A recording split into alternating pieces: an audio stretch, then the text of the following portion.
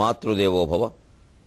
ననుగన్న తల్లి మృక్కెదా నేను నన్నునుగన్న తల్లినే ప్రార్థింతున్. ననుగన్న తల్లి మృక్కెదా నేను నన్నునుగన్న తల్లినే ప్రార్థింతున్. నిన్ను నన్ను మరువకుండగా నిన్ను నన్ను మరువకుండగా నన్ను నిన్నును మంచిదారి నడుపుచునుండన్. ననుగన్న తల్లి మృక్కెదా నేను నన్నునుగన్న తల్లినే ప్రార్థింతున్. ఏబిఎన్ ఆంధ్రజ్యోతి ప్రేక్షక మహాశయులందరికీ నవజీవన వేదం అనే కార్యక్రమంలో 157వ భాగానికి స్వాగతం పలుకుతున్నాం. భగవంతుడు 11వ అధ్యాయమైన విశ్వరూప సందర్శన యోగంలో అర్జునునికి విశ్వరూప సందర్శనం కలిగించాక ఇప్పుడు ఇక నిశ్చింత అయింది కదా, విషయం అర్థమైంది కదా. తస్మాత్వముత్తిష్ట యశో లభస్వ జిత్వా శత్రూన్ భుంక్ష్వ రాజ్యం సమృద్ధం మయైవేతే నిహతాః పూర్వమేవ నిమిత్తమాత్రం భవ సంవ్యసాచిన్. నిమిత్తమాత్రం భవ సంవ్యసాచిన్. ఇదిగో ఈ నిమిత్తమాత్రం భవ అనేది మనం గుర్తుపెట్టుకుంటే జీవితంలో ఎప్పుడూ ప్రశాంతంగా హాయిగా ఉంటాం. ఆ నిమిత్తమాత్రం, ఈ నిమిత్తం అనేదాన్ని శకునాలకు కూడా వాడతారు. దుర్నిమిత్తాలంటారు. దుర్నిమిత్తం అంటే దుశ్శకునం. శకునం మనకి చెప్పి రాదు, ఏదో యాదృచ్ఛికంగా వస్తుంది. అలాగా దాని మీద ఏవో కొన్ని మంచివని కొన్ని చెడ్డవని ఏవో రకరకాల భావాలు ఏర్పడ్డాయి. ఇవి సత్యమనడానికి తగినటువంటి ఆధారాలు లేవు. అలాగని జనంలోంచి ఆ నమ్మకాలు పోవు. అంచేత నీవు ఉన్నాయా అంటే జనం మనస్సుల్లో ఉన్నాయి, వాస్తవంగా లేవు. మరి మనస్సులో ఉన్నంత వరకు ఉన్నట్టేగా. మనస్సులో భావిస్తున్నాయంటే ఉన్నట్టే. మనం దుఃఖం లేదు దుఃఖం లేదని మనం అంటే వాడు దుఃఖపడుతుంటే అంత ఇది ఉంటే ఏ జ్ఞానోపదేశమో చేసి వాడికి అవగాహన కావించి ఆ దుఃఖం లేకుండా చేయాలి. కానీ నువ్వు ఉందనుకుంటున్నావు కానీ దుఃఖం లేదయ్యా అంటే అదేమిటి? ఆయన ఉందనుకుంటున్నాడు. ఆయన ఉందని అనుకోకుండా చేయాలి. అలా ఏ భావనైనా నిమిత్తాలన్నీ మనం అనుకుంటున్నంతసేపు ఉన్నట్టే, అనుకోవడమే మానేయగలగాలి. సరిగ్గా ఈ నిమిత్తమే ఇక్కడ అన్వయం చేసుకుంటే జీవితంలో మనం ఉన్నంత వరకు మన ప్రాధాన్యం మనకు ఉంటుంది, మన పాత్ర మనం చేయాలి. కానీ ఎప్పటికప్పుడు అనుకోవలసిన మాట మనం లేకపోతే ఏది ఆగదు. ఇదైపోతుంది అదైపోతుంది అనుకోవద్దు, అనవసరం, అదేం ఉండదు, అందుకోసం ఉండక్కర్లేదు. అలాగని కావాలని జీవితాన్ని నుంచి తప్పించుకునే ప్రయత్నము చేయకూడదు. నిమిత్త మాత్రంగా మన పని మనం చేయాలి. అలా చేస్తే యుద్ధంలో గెలిచినా గెలవకపోయినా, పరీక్షలో చెట్టెక్కినా గట్టెక్కినా, ఏదైనా విజయవంతమైనా ఒకవేళ అపజయమే సంక్రమించినా ప్రశాంతంగా ఉంటాం. ఎందుకంటే విజయానికి మనం పూర్తిగా కారకులం కాము, అపజయానికి మనం పూర్తిగా కారకులం కాము. విజయాన్ని మన నెత్తి మీద వేసుకుని మనం గర్వించినప్పుడు అపజయానికి కూడా మనమే బాధ్యత వహించాల్సి ఉంటుంది. ఈ రెండిటికి నువ్వు దూరంగా ఉండవయ్యా అని చెప్పి అంటున్నాడు. కారణం ఏమిటంటే తస్మాత్వం ఉత్తిష్ట, అందువల్ల ఇక విన్నావు కాబట్టి ఉత్తిష్టాలే, యశో లభస్వ, కీర్తి పొందు. హాయిగా యుద్ధంలో జయించి, అర్జునుని వల్ల ఈ యుద్ధం అంతా జరిగింది, పాండవులు గెలిచారు, ధర్మరాజు రాజయ్యాడు. ఇది నీకు ఆనందం కలిగించే విషయం కదా. ఈ శరీరంలో ఉన్నావు కాబట్టి ఎందుకు ఆనందాన్ని కాదనుకుంటున్నావు? జిత్వా శత్రువులను జయించి, భుంక్ష్వ రాజ్యం సమృద్ధం, సమృద్ధమైన రాజ్యభోగాలు అనుభవించు. భోగమే కాదు కదా, పరిపాలన బాధ్యత తప్పించుకునే వ్యవహారం కాదు. ఇక్కడే గ్రహించవలసింది ఏమిటి అంటే మయైవ ఏతే నిగతా పూర్వమేవ. నువ్వు ఏ భీష్ముణ్ణి, ఏ ద్రోణుణ్ణి, ఏ కృపాచార్యుణ్ణి, ఏ దుర్యోధనుణ్ణి, ఏ అశ్వత్థామని వీళ్ళందరినీ చూసి బంధుత్వాలని, గురుత్వాలని, లఘుత్వాలని గుర్తు చేసుకుని నేను వీళ్ళందరినీ చంపాలా, తప్పదా, ఈ నెత్తుటి కూడు కోసం ఇంత పని చేయాలా అని అనుకుంటున్నావో వీళ్ళందరూ ఇదివరకే నా చేత చనిపోయారు. ఇక్కడ ఈ మయ అనేది మనం జాగ్రత్తగా ఆలోచించాలి. బ్రాకెట్లో కృష్ణుని చేత అని రాసేయకూడదు. కృష్ణుడికి వీళ్ళందరినీ చంపవలసిన అవసరమే లేదు. 16,000 మంది భార్యలను వాళ్ళు అనుకున్నారు, నేను అనుకోలేదు. 8 మంది భార్యలను వాళ్ళు అనుకున్నారు, నేను అనుకోలేదు. తల్లిదండ్రులైన దేవకీ వసుదేవులు వాళ్ళు అనుకున్నారు, నేను అనుకోలేదు. అంచేత అన్నీ వాళ్ళు అనుకోవడమయ్యా, నేనేది అనుకోలేదు. నా అనవాప్తం అవాప్తవ్యం వర్తయేవచ కర్మణే అని భగవంతుడు స్పష్టంగా చెబితే మళ్ళీ మనం కృష్ణుని చేయని అర్థం చెబితే ఎంత తప్పు అవుతుంది అది. అంచేది ఇక్కడ మయ అంటే అర్థం ఏమిటి? దేవుడా. కొన్ని కృష్ణుడు కాకపోతే పరమాత్మ స్వరూపం. కృష్ణుడు ఒక అవతారం. కొన్ని పరమాత్మ స్వరూపం. ఎవరు రాముడై, కృష్ణుడై, శివుడై, విష్ణువై, బ్రహ్మయ్యై, అమ్మవారై అనేక రకాలుగా కనపడుతున్నారు. వారు అనుకుందామంటే ఒక్కసారి ఆలోచిద్దాం. వారికి మాత్రం ఇంతమందిని చంపవలసిన పని ఏమిటి? నా చేతే వీళ్ళందరూ చచ్చిపోయారని పరమాత్మ నేరుగా అన్నాడు అంటే పరమాత్మకి ఇంతమందిని చంపవలసిన పని ఏమిటి? వీళ్ళంతా వారి బిడ్డలని చెబుతున్నాం. పరమాత్మ చేసిన సృష్టి అని చెబుతున్నాం. వేదం కూడా చాలా స్పష్టంగా ఏకోహం బహుశ్యాం ప్రజాయేతి, ఒక్కడనే ఉన్నాను అనేక విధాలుగా అవ్వాలని అయ్యాను అంటున్నాను. అంటే అయినది ఆయన స్వరూపమే కదా, కాదనడానికి లేదు. తత్సృష్ట్వా తదేవ అనుప్రావిశతు, ఈ సృష్టి చేసి భగవంతుడు అందులోనే ప్రవేశించాడు. మరి తనే సృష్టి చేసి తనే అందులో ప్రవేశించి తనే అందరినీ చంపుకుంటాడా? తన పిల్లలను తాను చంపుకున్నట్టుగా లోకంలో తన సృష్టిని తాను నాశనం చేసుకుందుకు వీల్లేదు కదా. అంచేది ఈ మయా శబ్దాన్ని కృష్ణుడు కాదు, భగవంతుడు కాదు. మరి మయా ఎవరంటే మన కర్మ. ఎవరి కర్మ వారిని ఉద్ధరిస్తుంది, ఎవరి కర్మ వారిని పాతాళానికి గెంటేస్తుంది. ఇందులో కర్మకి తప్ప భగవంతుడికి పాత్ర లేదు. కానీ కర్మ తనంత తానే ఫలాన్ని ఇవ్వదు. యంత్రం నడుస్తూ ఉండగా మనం వేలు పెడితే కోసుకుపోతుంది. అలాగని ఈ యంత్రము వేలు కోయుటికే పుట్టినదే అని అక్కడ ఏమి లేదు. ఇక్కడ ఒక వేలు పెట్టడం అనే ఒక క్రియ జరుగుతోంది. ఆ యంత్రానికి ఆ పెడితే కోసేయడం అనేటువంటి ఓ శక్తి ఉంది. ఇగో ఈ ఏర్పాటు వెనకాల దేవుడు నాడు. యంత్రం తనంత తాను ఏ పని చేయనట్టే, మనం ఏర్పాటు చేసిన విధానంలో తప్ప తనంత తాను ఏ పని చేయనట్టే కర్మ కూడా తనంత తానే ఫలితాన్ని ఇవ్వదు. అది ఫలితాన్ని ఇచ్చేలా చేసేందుకు ఒకడు ఉన్నాడు, ఆయన దేవుడు.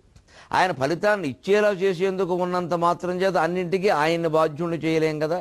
ఒక యంత్రం నడవడానికి ఒకరు వచ్చి ఓ మీట కిందకో పైకో నొక్కి దాన్ని నడిపిస్తాడు. ఆ తర్వాత మొత్తం ఎవరైనా వేలు పెడితే కోసుకుంటే ఈయన అనాలా, నువ్వు ఎందుకు వేసావయ్యా ఈ యంత్రం అంటే వెయ్యాలి కాబట్టి వేశాడు. నేను వేలు పెట్టమని ఎవరు చెప్పారు? ఆ యంత్రానికి ఒక వ్యవస్థ ఉంది. అంచేత కర్మ దానంతటదే ఫలితాన్ని ఇవ్వదు. ఆ ఫలితాన్ని ఇవ్వడానికి వెనకాల దానికి ఒక చైతన్యం ఉండగా కర్మత జడం అంటారు రమణ మహర్షి ఉపదేశసారంలో. కర్మత జడం. కర్మ అనేది జడ పదార్థం అయ్యా, అది ఎందుకు ఫలితాన్ని ఇస్తుంది? దానికి వెనకాల ఉండేటువంటి ఒక చైతన్యం, ఒక తేజస్సు దాన్ని నడిపిస్తోంది. అది ఫలితాన్ని ఇచ్చేలా చేస్తోంది. కానీ ఈ చేసేవాడు సూర్యభగవానుడు తన తేజస్సు కారణంగా లోకంలో ఎన్నో పనులు జరుగుతున్నప్పటికీ ఈ తేజస్సు ప్రసరింపజేస్తున్న కారణంగా లోకంలో జరిగే పాపాలకి పుణ్యాలకి అయినటికి సూర్యభగవానుడు కారణం కానట్టే ఈ కర్మను మొత్తం ప్రవర్తింపజేసేది భగవంతుడే అయినప్పటికీ మొత్తం ఈ జరిగే పాపపుణ్యాలకు కారకుడు భగవంతుడు కాదు. అంచేత కురుక్షేత్ర యుద్ధానికి కూడా భగవంతుడు కారణం కాదు. పాండవ కౌరవుల యొక్క కర్మ విశేషాలే కారణం. అంటే ఇందులో భీష్ముని కర్మ, ద్రోణుడి కర్మ, కృపాచార్యుని కర్మ, అశ్వత్థామ కర్మ, దుర్యోధనుడి కర్మ వారిని చంపేసింది. చంపుతుంది అనుకున్న మయేవైతే నిగతాక అప్పటికే అయిపోయింది అని ఎందుకుంటున్నాడు అంటే ప్రణాళిక ఏర్పాటు అయిపోయింది, అది జరుగుతోంది. నువ్వు అడ్డపడి అనవసరంగా వేలెట్టకు, వేలు కోసుకుపోతుంది. ఇది భగవత్ ప్రణాళికకి మనం అడ్డం తగలకపోవడం అంటే ఇది. అందుకే పూర్వకాలం మనకు విచిత్రంగా కనపడిన పిల్లలను కూడా భగవంతుడు ఇస్తుంటే వద్దని అనకూడదమ్మా అనేవారు. అదేదో ప్రణాళిక ఉండేది, లేకపోతే మన గడుపును ఎందుకు పడతాడు వాడు? సరే, ఈ నమ్మకం వెనకాల ఉండే ఇబ్బందులు అవి ఏమైనా కొత్త ఆలోచన ప్రకారం తప్పైనా ఒప్పైనా అవన్నీ పక్కనెట్టండి. కానీ వాళ్ళ ఉద్దేశం ఏమిటి అంటే అదో ప్రక్రియ జరిగిపోతుంది సహజంగా, దాన్ని మనం ఎలా ఆపుతాం అని 10 మంది ఏమిటి 15 మందిని కనవాళ్ళు ఉన్నారు. అంచేతను మయేవైతే నిహత అంటే మన కర్మ మనల్ని చంపుతోంది అని గ్రహిస్తే ఇప్పుడు అర్జునుడు కూడా తన కర్మ ప్రకారమే తాను కర్మ ప్రేరేపించినట్టుగా తాను నడిస్తే చాలు. అదే నిమిత్త మాత్రం భవ. కర్మ ఎలాగూ ప్రేరేపిస్తుంది. నేను అంటే చూడండి, లేవద్దు, ఎట్టి పరిస్థితుల్లో లేవద్దు అని పడుకున్నామండి. పొద్దున్న ఏదో 5:30కో ఎప్పుడో లేచే అలవాటు ఉందనుకుందాం. ఈవేళ 7:30 వరకు పడుకుని తీరాలి అని పడుకున్నాం. ఇంకా లేవద్దు అని ముసిగెట్టాం. కానీ ఇంక వివరాలు చెబితే బాగుండదు, కానీ కొన్ని రకాల ముఖ్యమైన అవసరాలు మన లేపుతున్నాయా లేదా? కర్మ అన్నీ ప్రాకృతికంగా జరిగిపోతూ ఉంటాయి. వాటి కోసమైనా లేవాలి, తప్పదుగా. కాళ్ళు చేతులు కదపకుండానైనా పడుకుంటున్నామా పోని? అవి కదులుతున్నాయిగా, మన ప్రమేయంతో కదులుతున్నాయి. రెప్ప రోజుకి కొన్ని వేల సార్లు రెప్పపాట్లు పడుతున్నాయి, మనకు చెప్పి జరుగుతున్నాయా? ఈ రెప్పపాట్లను సంస్కృతంలో స్పందన అంటారు. అంటే ఈ స్పందన అనేది మనకి తెలుస్తుందా, మనకు తెలిసి జరుగుతుందా? అందుకే సౌందర్యలహరిలో శంకరాచార్య స్వామి నకలు కుశల స్పందితుమపి అన్నారు. శక్తి లేకపోతే ఎంతటి భగవంతుడైనా శివుడైనా చివరికి స్పందించడానికి కూడా శక్తుడు కాదు. అంటే స్పందించడం అంటే రెప్పవేయడమే. సంస్కృతంలో స్పందన అంటే రెప్పపాటు. మనకేదో తెలుగులో బాగా ప్రసార మాధ్యమాలు వచ్చాక దీనికి స్పందించండి, వారు స్పందించట్లేదని మాటలు మాట్లాడగా స్పందించడం అంటే రెప్పపాటు. అంచేది ఈ స్పందనలాగా, కాలకృత్యాలలాగా, అనేక రకాల సహజమైన చర్యలలాగా ప్రాకృతికంగా జరిగిపోయినట్టుగానే జీవితం వెళ్ళిపోతూ ఉంటుంది ప్రారంభ కర్మానుసారం. నీ అంతటి నువ్వు పనిగట్టుకుని ఏమీ చేయకపోతే ఇక వచ్చే జన్మకు అనుభవించాల్సిన కర్మలు ఉండవు. తస్మాత్వముత్తిష్ట యశోలభస్వ జిత్వా శత్రూన్భంక్ష్వ రాజ్యం సమృద్ధం మయేవైతే నిహతా పూర్వమేవ నిమిత్తమాత్రం భవ సంవ్యసాచిన్. నిమిత్తమాత్రం, ఈ మాట బాగా జాగ్రత్తగా అర్థం చేసుకుంటే మనకు అన్ని సమస్యలు పరిష్కారమైనట్టు. అంచేది ఏ విషయం గురించి మనం చర్చించేటప్పుడైనా, ఏ నిర్ణయంలో మనం అవసరమై వేలు పెట్టేటప్పుడైనా ఇక కేవలం వేలు పెడుతున్నాం, ఈ వేలు తీసేసుకుందాం, ఆ వేలుకి ఇంకో వేలు, ఆ వేలుకి మూడో వేలు, చివరికి చెయ్యి చేర్చి కెలకడం మొదలు పెడితే చీమల పుట్ట కెలికితే పాము బయటకు వస్తుంది. ఇదే సంసారం, ఇదే బాధ, ఇదే భగవంతం. అంత కెలకద్దు, ఎంతవరకు ఉండాలో అంతవరకు ఉండి వెనక్కి వచ్చేసి అప్పుడు నీవు తిమిత్త మాత్రం భవ సవిసాచి. అంచేత వాళ్ళందరికీ వాళ్ళ కర్మ తోసుకుని రాబట్టి ఇక్కడికి వచ్చి నిలబడ్డారయ్యా. లేదా భీష్మాచార్యులు సర్వస్వతంత్రుడు కదా, ఆయన మరణం ఆయన చేతిలో ఉంది కదా, అంత మంచి పాత్ర భారతంలో కనిపించడం కష్టం కదా, ఆయన మరి అధర్మపక్షాన యుద్ధం చేయడం ఏమిటండి? ఈ ఆలోచనకి తెగని విషయం అది. ఆయన ఏమన్నాడు అడిగితే కూడా, నేను సింహాసనానికి నా అంకిత భావంతో ఉన్నాను, సింహాసనం పట్ల. సింహాసనం మీద ఎవడు ఉన్నాడో వాడే రాజు నా దృష్టిలో. సింహాసనం మీద ఉన్న ధృతరాష్ట్రుడు, ఆయన చెప్పిన ప్రకారం చేయడం నా కర్తవ్యం. ఇది సైనికుడుగా, తనను తాను ఒక సైనికుడుగా భావించుకుని ఆ మహానుభావుడు రాజు చెప్పిన ఆజ్ఞను పాటించాడు. ఇందులో ధర్మాధర్మాలు వేరే విషయాలు. మనకు కొంచెం మామూలుగా విమర్శిస్తూ ఏమిటండి అంత పెద్ద ఆయన ఇలా అనడం అని వికర్ణుడు లాంటి వాళ్ళు విమర్శించిన వాళ్ళు ఉన్నారు, ఎప్పటికీ మనలో కొంతమంది ఉన్నారు. కానీ మరి అంటే ఆయన నిర్ణయం ఆయన తీసుకున్నాడు, ఆ నిర్ణయం ప్రకారం ఆయన వచ్చేసాడు. పైగా 9వ రోజుని ఆయనే ధర్మరాజు దగ్గరికి వచ్చి, ఎంతకాలం నన్ను ఇలా బాధ పెడతావయ్యా, చంపేస్తున్నాడయ్యా దుర్యోధనుడు, ప్రతి రాత్రి వచ్చి ఒత్తిడి చేస్తున్నాడయ్యా, ఎంతమందిని చంపలేదు, అంతమందిని చంపలేదు, పాండవులను చంపలేదు, నేను ఎలా చంపుతానయ్యా ధర్మాత్ముల్ని, మిమ్మల్ని నా వల్ల కూడా కాదని చెప్పిన వాడు వినడం లేదయ్యా, అశక్తతను వ్యక్తం చేసిన వెంటనే దయచేసి ధర్మరాజా, నాకు నపుంసకులకు ఎదురుగా ఉండి పోరాడే అలవాటు నాకు లేదు, నపుంసకుడు కాదో గాని ముందు ఆడది తర్వాత మగవాడైన వాడు మీలో ఒకడున్నాడు శిఖండి, వాడిని ముందు పెట్టుకుని యుద్ధం చేయండి, నేను వెనక్కి తిరుగుతాను, మీరు బాణాలు వేసి నన్ను పడగొట్టేయండి అయ్యా అని ఆయనంతటా ఆయన అడిగాడండి. ఇది ఏమంటారండి? కర్మ తోసుకురావడం కాకపోతే. ఇప్పుడు కూడా అర్జునుడు ఆయన చెప్పినట్టుగా సెకండ్ని ముందు పెట్టుకుని బాణాలు వేసి ఆయన పడగొట్టకపోతే ఆయన బాధ్యత ఆయన నెరవేర్చనట్టా కాదా? ఇదే నిమిత్త మాత్రం భవ. నీ ఎంతటి నువ్వేమైనా భీష్మాచార్యుని యుద్ధానికి పిలిచావా, ద్రోణాచార్యుని పిలిచావా? నన్ను పంపించావు, పద్యాలు పాడించావు, రాయబారం అన్నావు, జెండాపై కపిరాజు అన్నావు, అలుగుటయే ఎరుంగనన్నావు, హార్మోనిస్ట్ని ఇబ్బంది పెట్టావు, 5:30 శృతిలో పాడావు. అయినా వాళ్ళు వినకపోతే ఎవరేం చేస్తారయ్యా? అంటే మనం కూడా జీవితంలో ఏ విషయంలోనైనా పట్టుదలకి పోకుండా మన ప్రయత్నం మనం చేసేస్తే అప్పుడు జరిగేది గమనించండి. ఏం జరుగుతుందో ఫలితం కూడా మనకు ఖచ్చితంగా చెబుతున్నాడు. ఒక హామీ ఉంది, ఎవరి ప్రయత్నంలో చిత్తశుద్ధి ఉందో అదే ఫలిస్తుంది. కాబట్టి పాండవులు చిత్తశుద్ధిగా రాయబారానికి పంపించి చివరికి ధర్మరాజు పాపం యుద్ధాన్ని నివారణ చేయాలి అని అనవసరంగా జరిగే జన నష్టాన్ని, లక్షల కొద్దీ జరిగే జన నష్టాన్ని వారించాలనే ఉద్దేశంతో 5 ఏళ్లకు కూడా ఒప్పుకున్నాడు. కాబట్టి భగవంతుడు ఎవరికి సాయం చేశాడు? బలరాముడు నేను ఎవరిని పట్టించుకోనని వెళ్ళిపోయారా, శ్రీకృష్ణుడు స్వయంగా పాండవుల వైపు నిలబడి సారథ్యం చేసి అనేక రకాల ఉపాయాలు చెప్పి పాండవులను గెలిపించాడు. ఇది మనం జీవితంలో, నూతన జీవితంలో దృష్టిలో పెట్టుకోవాలి. ఉద్యోగంలో కానీ, సంసారంలో కానీ, సమాజంలో కానీ, రాజకీయాల్లో కానీ రకరకాల ఘర్షణలు వచ్చినప్పుడు మన ప్రయత్నం లోపం లేదు కదా, మన ప్రయత్నంలో చిత్తశుద్ధి ఉందా లేదా? మంచిదే. అవతల వాళ్ళు ఏదో చేశారు. నిజంగా సంసారాల్లో కూడా ఈవేళ భార్య ద్రోహం చేయొచ్చు, భర్త ద్రోహం చేయొచ్చు, ఏమీ బాగాలేవు, ఎవరిని నమ్మడానికి వీల్లేదు. ఉద్యోగాల వరకు వెళ్ళక్కల, సంసారాలు అలాగే ఉన్నాయి. బంగారం లాంటి భర్తల్ని భార్యలు మోసం చేస్తున్నారు, బంగారం లాంటి తులసి దళాల లాంటి భార్యల్ని భర్తలు మోసం చేస్తున్నారు. ఈ కర్మ ఏమిటో తెలియదు. ఇది మంచివాళ్ళకి మంచివాళ్ళు అంటే అలా జరగట్లేదండి అది. మరి అటువంటిప్పుడు కూడా మనం దేని నుంచి మనం ధైర్యం పొందాలి? పోలే, నా లోపం లేదుగా, నా దోషం లేదు కదా, దోషం ఉన్నవాళ్ళు పోతారు, నాకేమిటి? పోనీ వాళ్ళ వల్ల అన్యాయం జరగచ్చు, మా భర్త అన్యాయం చేయొచ్చు, నిజం, ఆ బిడ్డలను నేను చూసుకుంటాను, నా బిడ్డలు నాకు కాకుండా పోతారా? అని ఆ భార్య నిజంగా ఇద్దరు పిల్లలను ముగ్గురు పిల్లలను దగ్గర పెట్టుకుని కూలి పని చేసినా సరే 4 ఏళ్లలో పాచి పనులు చేసినా సరే ఆ పిల్లల్ని పోషించుకుంటే తప్పనిసరిగా భర్త మళ్ళీ కాళ్ల బేరానికి రావడము, ఈవిడ జీవితానికి నిలబడడానికి అవసరమైనటువంటి ఆసరా ఆర్థికంగా మానసికంగా ఈవిడికి దొరకడము, అది అమ్మవారి పని. అయ్యో నా భక్తురాలు ఈవిడ, నన్ను నమ్ముకుంది, ఈవిడికి ఇంత అన్యాయం జరిగింది, నేను న్యాయం చేయకపోతే ఎలాగా అని అన్ని విధాలా భగవంతుడు సాయం చేస్తాడు. ఈ ధైర్యంతో మనం నవజీవనాన్ని హాయిగా గడుపుతాం. ఇలా గడపాలంటే అతిగా చెయ్యడం మానేయాలి. ఆ అతి ఏమిటో ధూర్జుడు చెబుతున్నాడు. ఆలంచున్ మెడగట్టి దానికి నపత్య శ్రేణి కల్పించి తద్బాలవ్రాతమునిచ్చి పుచ్చుకొను సంబంధంబుగా వించియున్ గావించి ఈ మాలార్కంబున బాంధవంబనడు ప్రేమన్ కొందరంద్రిప్పుచున్ శీలం శీలయమర్చినట్లె సగితో శ్రీకాళహస్తీశ్వర. శీలం శీలయమర్చినట్లె సగితో శ్రీకాళహస్తీశ్వర.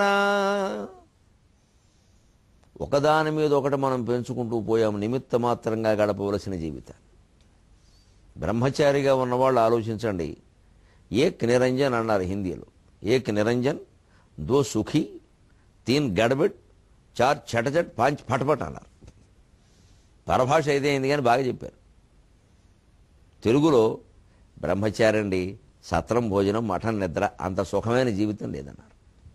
సత్రం భోజనం అంటే అర్థం ఇప్పుడు చెప్పాలంటే హోటల్లో భోజనం. మెస్ టికెట్లు 1500 ఇస్తే నెలలకి మెస్ టికెట్లు వస్తాయి ఓ పూట. ఇంకో 1500 ఇస్తే మెస్ టికెట్లు వచ్చాయి, భోజన టికెట్లు. రెండు పూటలు అయిపోయింది భోజనం, 3000. పొద్దున్న టిఫిన్ రోజుకో 50 వేసుకోపోని, అదో 15, 4000. 5000 పెడితే ముందు భోజనం వెళ్ళిపోయింది. ఇంతకంటే ఏం లేదు కదా తినేది. ఎవరైనా రోజు పంచభక్ష పరిమాణాలు ఎవరు తినరు, రోజు మాంసాలు ఎవరు తినరు. 5000తో జీవితం వెళ్ళిపోయింది, భోజనం వెళ్ళిపోయింది. ఇక బట్టలు ఏం ప్రతి నెల ఎవరు కొనుక్కోరు, సంవత్సరానికి ఒక 5-6 వేలు ఉంటే చాలు, సరిపోయింది. పోనీ ఆ లెక్క ఒక 1000 వేసుకుందాం, 6000. ఇప్పుడు అద్దె 2000 వేసుకుందాం. ఒంటరిగా ఎవరో 4 కలిసి గదిలో ఉంటారు. ఇప్పుడు కొన్ని పట్టణాల్లో పే హౌసెస్ అని ఉన్నాయి. ఉద్యోగస్తులు శుభ్రంగా ఇద్దరికి ఒక గది ఇస్తారు, 1500 మించి లేదు. కరెంటు బిల్లు కూడా అందులోనే ఉన్నాయి. ఓ 2000 వేసుకోండి, 8. ఇంకొక 2000 అదనపు ఖర్చులు వేసుకోండి. మన వారికి సెల్ ఫోన్లు, ఈ తోటకూర, గోంగూర కాళ్ళు, గోళ్ళు అన్నీ, ఈ పాటలు పీటలు అన్నీ కలిపి 10,000 రూపాయలతో ఒక్క మనిషి హాయిగా బతికే, దర్జాగా, గౌరవంగా, ఎవరిని రూపాయి అడగక్క. ఇంకా వాడి స్నేహితుడికి వాడే కావాలంటే నెలకు 500, 1000 అప్పిస్తాడు. దీనికి మనం ఏం చేసుకున్నాం, తినగా ఉండగా లైఫ్ అంటే లేడీ ఉండాలరా అని పెట్టాం ఇక్కడ ఇంగ్లీష్ ఒకటి. ఎవరో స్కూటర్ మీద భార్యను ఎక్కించి పెడుతుంటూ చూసాం, లేదా కారులో పెడుతుంటూ చూసాం. లైఫ్ అంటే వైఫ్ లేకుండా లైఫ్ ఏంట్రా. మరి వైఫ్ లైఫ్ కలిపి నైఫ్ అవుతాయనే విషయం మనకు తెలియట్లే. ఆవిడకి తెలియలేదు, విచిత్రం. పోనీ ఆవిడేమో తెలియదు, ఆవిడ అంతకంటే గోతులో పడింది. ఇదే అంటున్నాడు సూర్యుడు. ఆలంచున్ మెడగట్టి, దేవుడితో మాట్లాడుతున్నాడు కాబట్టి దేవుడు పెట్టి, దేవుడు ఎవరండి పెట్టడానికి, మనందరినీ పెళ్ళిళ్ళు చేసుకోమని ఆయన చెప్పాడా? పెళ్ళిళ్ళు చేసుకుంటే మాత్రం ఈవేళ మీరు జరిగే పెళ్ళిళ్ళు గమనించండి. పెళ్లి పందిరికి ₹1,00,00,000 ఖర్చు పెట్టిన వాళ్ళు ఉన్నారు. పందిరికి అవసరమా అండి? ఎంత వేసినా పందిరి ఇల్లు అవుతుందా? పోలిపెద్ది వెంకటరాయ కవని వేణుగోపాల శతకం రాస్తారంటే, ఎరవు సొంతం బౌనే ఇల్లవునే పందిరి అలా ఎండమావులు జలములవునే. ఎరువు తెచ్చిన సొమ్ము ఎంతైనా సొంతం అవుతుందా? ఇది ఎంత పెద్ద పందిరేస్తే మాత్రం ఇది ఇల్లు అవుతుందా? ఎండమావులు నీళ్లు అవుతాయా? ఏమిటయ్యా ఈ జనం అజ్ఞానం. మదరిపు విఫాలము నిజన హృదయలోల వేణుగోపాల భక్త సంత్రాణశీల అని చెబుతాడు. అంతే. ఇవన్నీ మనం వేసుకున్నాం. ఇంత ఖర్చు పెట్టమని ఎక్కడైనా ఉందా మన శాస్త్రంలో, సంప్రదాయంలో?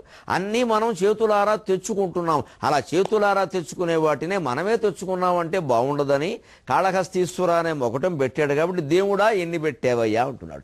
ఆలంచున్ మెడగట్టి దానికి నపత్య శ్రేణి కల్పించి తద్బాలవ్రాతమునిచ్చి పుచ్చుకొను సంబంధంబుగా వించి ఈ మాలార్కంబున బాంధవంబనడి ప్రేమన్ కొందరంద్రిప్పుచున్ శీలం శీలయమర్చినట్లె సగితో శ్రీకాళహస్తీశ్వర.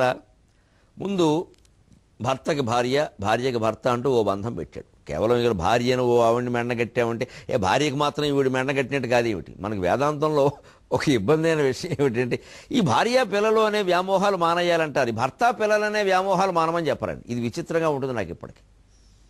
కానీ అందులో మన పెద్దల ఉద్దేశం ఏమిటి అంటే, ఆత్మ చైతన్య పదార్థాన్ని ఎప్పుడూ పురుషుడు అన్నారు, ప్రకృతిని మాయని ఈ జగత్తుని స్త్రీ అన్నారు.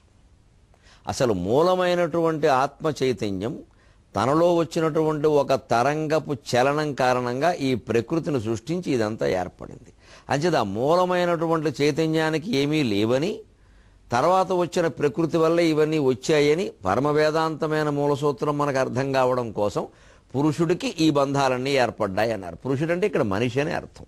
అంచేది ఇక్కడ ఆలు అంటే భర్త అని కూడా అర్థం. ఆ మనిషి స్త్రీ అయితే భర్త అనే బంధం, పురుషుడైతే స్త్రీ అనే బంధం. ఇందులో ఆలే పెద్ద గుదిబండ, మొగాడు ఏదో పెద్ద అనుకో హజబండ, వారు హజబండే ఇంగ్లీషులో, వీరు గుదిబండ అయితే వారు హజబండ, బండ మామూలే, దానికేముంది, అది పెద్ద విషయం కాదు. చర్చించవలసిందల్లా మనం అనుకోవలసింది ఒకరికొకరు బండ అయిపోయారా లేదా. అంచేత భార్యాభర్తల బంధాన్ని కూడా బంధంగా కాదు అనుబంధంగా చూడాలి. రాగం పనికిరాదు, అనురాగం పనికొస్తుంది. అను అనే ఉపసర్గ చేరిస్తే అన్నీ బాగుంటాయి. బంధం అనుబంధం కావాలి, రాగం అనురాగం కావాలి, మతి అనుమతి కావాలి. ఆ అను అనే దాంట్లో అంత గొప్పతనం. అందుకని అలా కాకుండా మనం ఏం చేసాం, సరే ఏదో పెళ్లి చేసుకున్న పోనీ అంతర్తోగమో దానికి నపత్య శ్రేణి కల్పించి మళ్ళీ సంతానం. ఇది మన లోకంలో వాడుకం. పెళ్లి కాకుండా ఎవడన్నా ఎరా ఇంకా పెళ్ళేవాళ్ళ, ఓ 100 మంది పలకరించిన వాడు చచ్చిపోవాలి, ఇంకా వాడికే పెళ్ళవలసింది మనకా, నాకు అర్థం కాదు. మనకి ఇదే పలకరింపండి. ఎవరికి ఏది లేదు, పెళ్ళేమన్న వాడిని పెళ్ళవలేదు అన్నాం, ఉద్యోగం లేనివాడిని ఉద్యోగం లేదా అన్నాం, పొడుగ్గా లేనివాడిని కొంచెం పొడుగుంటేనండి ఎవడో ఇప్పుడు ఏమవుతాడు సాగదీస్తావాడిని పట్టుకుని. ఏదో ఒకటి ఆ లేనిది మాట్లాడడమే ఎంతసేపు. వీడికి అన్నీ ఉన్నాయి కానీ ఎవడో చదువు అవ్వలేదండి. పరిచయం చేసేటప్పుడే ఇప్పుడు మనం ఇంట్లో పిల్లల్ని పరిచయం చేస్తున్నామండి. వీడు మా పెద్ద అబ్బాయి, వీడు మా చిన్న అబ్బాయి, ఆ అమ్మాయి మా అమ్మాయి, సరిపోయింది కదా. వీడు మా పెద్ద అబ్బాయి అండి, వీడికి ఏమిటో చదువు అవ్వలేదు. అసలు ఈ మాట ఎందుకంటే వాళ్ళు అడిగారా, వాళ్ళు ఎవరు అడగలేదు, మనమే చెప్పేస్తూ ఉంటాం. బోళతనం వెరితనం అంటే ఇదే. అడగలేదే, పెద్ద అబ్బాయి అంతటితో అయిపోయింది, చదువు అబ్బింది అబ్బలేదు, ఈ గొడవలని ఎందుకు, డబ్బు వచ్చింది రాలేదు. వీడు మా చిన్న అబ్బాయి అండి, వీడు ఎప్పుడు ఏమిటో పొట్టిగా ఉంటే ఏమైంది, ఇప్పుడు పొట్టిగా ఉంటే లాల్ బహదూర్ శాస్త్రి పొట్టిగానే ఉండేవాడు. ఇది లేని విషయాలు ప్రస్తావించడం మానయ్యాలి దయచేసి. అందరూ మనకి వ్యవహారాలు తక్కువ, వ్యాఖ్యానాలు ఎక్కువ. అందువల్ల పిల్లలు చాలా ఇబ్బంది పడుతున్నారు ఇవాళ. ఏదో ఇతరుల కోసం పెళ్లి చేసుకోవడం, ఇతరుల కోసం డిగ్రీలు చదవడం, ఇతరుల కోసం ఏదో అందాలు అలంకరించుకోవడం, ఈ వ్యాఖ్యానాలు మానేయాలి. వెంటనే పెళ్ళవగానే వచ్చి పెళ్ళవగానే ఊరుకుంటారండి. ఎరా ఏడాదైంది ఇంకా ఏం విశేషం, ఏమిటి విశేషం, వాడు అశేషంగా నాశనం అయిపోతే వీడికి ఆనందం. ఏమిటి విశేషం అండి? ఖచ్చితంగా పిల్లలు పుట్టి తీరాలా, లేదా ఏమైనా ప్రమాదమా? ఇదివరకు ఎన్నోసార్లు దూరం చెప్పి ఏమీ ప్రమాదం లేదు, నష్టం లేదండి. పిల్లలు పుట్టినవాడు బోళ్ళంత మంది ఉన్నారు ప్రపంచంలో, వాళ్ళందరూ ఏమైనా బాధపడుతున్నారు, లేదా వాళ్ళే సుఖంగా ఉన్నారు.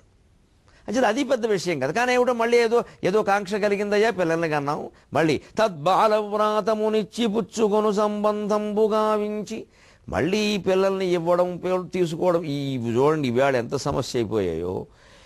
ఆడపిల్లలు సహా మగపిల్లలు సహా 30 ఏళ్ళు వచ్చినా పెళ్ళిళ్ళు కావట్లేదు ఇవాళ. ఇదివరకు ఆడపిల్లలకు ఉండేది ఈ సమస్య.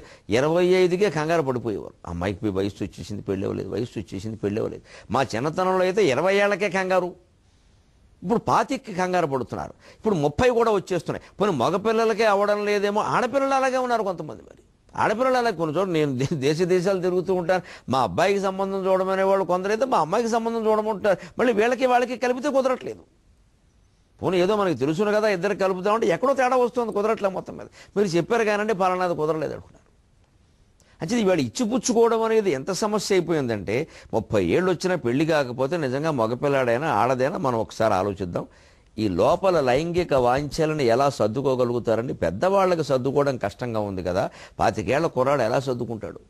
అందుకని పూర్వం ఒక్కసారి రజస్వల కాకముందే లేదా అయిన వెంటనే వివాహాలు చేయడంలో ఉండే గొప్పతనం ఏమిటో ఊరికి ఆలోచిద్దాం. ఇప్పుడు వెంటనే అమలు చేయక్కర్లేదు, నేనేమి ప్రాచీనానికి వెళ్ళిపోమని ఎవరిని కోరడం లేదు, దాని గురించి కాదు. మనం మాటికి ఏదో పూర్వకాలం మీద దాడి చేసేస్తూ ఉంటాం, వాళ్ళు ఏదో మూఢాచారాలు మూర్ఖాచారాలని మాట్లాడుతూ ఉంటామే.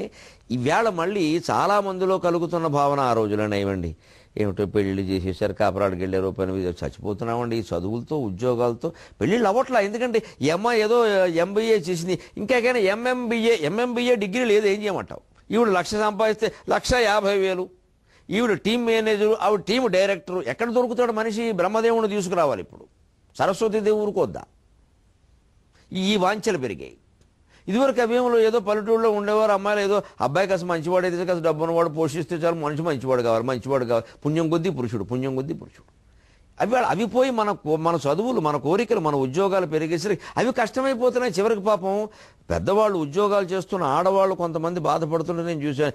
ఏమిటో ఇన్ని ఉద్యోగాలు చేసాం, ఇంత యాతన పడ్డాం, పిల్లల్ని చదివించాం, చివరికి వాళ్ళకి పెళ్ళిళ్ళు అవ్వట్లేదు, మనకి ఏదో పెద్ద బాధ అయిపోయింది. ఏమిటిది?